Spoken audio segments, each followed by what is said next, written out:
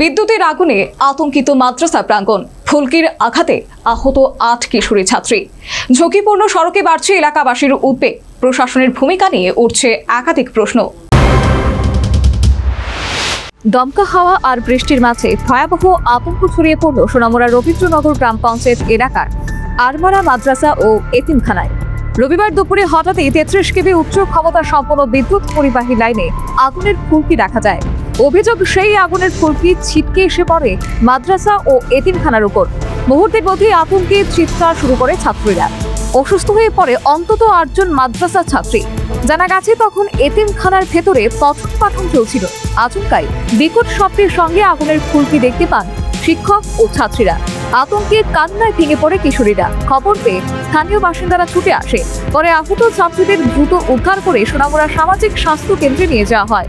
ঘটনায় 8 জন আহত হয়েছে বলে জানিয়েছে জনৈকা প্রত্যক্ষদর্শী। প্রথমে একটা খাইছে, তারপর আবার যে সঙ্গে তো লাগছিল, তখন মানে কিছু দেখছি না, মানে বাঁধের মধ্যে কি গ্যাং ফুটেছে না গ্রাউন্ডের বাইরে পিলারের থেকে ফুটেছে, এটা বলতে মানে মানে ঠাস করে ফুটে মানে পুরোটা বারান্দা আগুনের মতন কিছু আছে, আগুনের মতন পুরোটা বারান্দা চলে গেছে। তো তারপরে গা ফরছেন স্টুডেন্টে গা ফসে প্রায় 2-3 জনের গা ফসে, তারা অনেকটি আছে ভয়ে এরকম হয়ে গেছে কি, মানে কথা পুরো জবাব বদলে গেছে। মোটামুটি কতজনের মতো আহত? 8 জন বা 7 জন। কোন মাদ্রাসা? কোন মাদ্রাসা? এতিমখানা যেটা না? কতজন ছাত্র আছে এখানে? আছে প্রায় 100 জন। স্বাস্থ্য কেন্দ্রে প্রাথমিক চিকিৎসার পর তাদের পর্যবেক্ষণে রাখা হয়।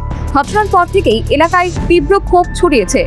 মাদ্রাসার শিক্ষক ও স্থানীয়দের দাবি, বহুদিন ধরে মাদ্রাসার উপর দিয়ে যাওয়া উচ্চ ক্ষমতা সম্পন্ন বিদ্যুৎ লাইন বিপজ্জনক অবস্থায় রয়েছে। বারবার অভিযোগ জানিয়েও স্থায়ী সমাধান হয়নি বলে অভিযোগ। এখানে অধিকাংশ মেয়েরা মা বাপ নাই, এই সমস্ত মেয়েরা এখানে পড়ে, আর মা বাপ আছে, এরকম মেয়েরা আছে।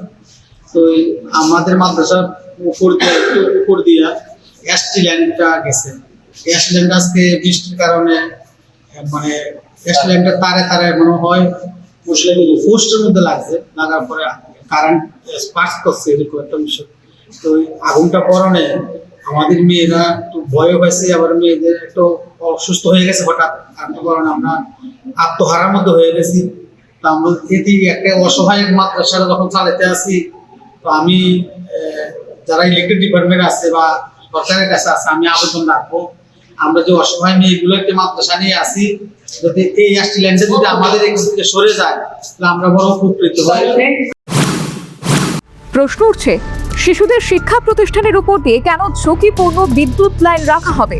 বড় দুর্ঘটনা ঘটলে তার দায় কে নেবে? প্রশাসন কি বড় বিপর্যয়ের অপেক্ষায় রয়েছে? এলাকাবাসীর আরও অভিযোগ, এই এলাকায় যোগাযোগ ব্যবস্থাও অত্যন্ত বেহাল। জরুরি পরিস্থিতিতে দ্রুত উদ্ধার কাজ চালানো প্রায় অসম্ভব হয়ে পড়ে। তাই অবিলম্বে বিদ্যুৎ লাইন সরানো ও রাস্তা পুনর্নির্মাণের দাবি তুলেছেন স্থানীয়রা। Bureau report, news vanguard.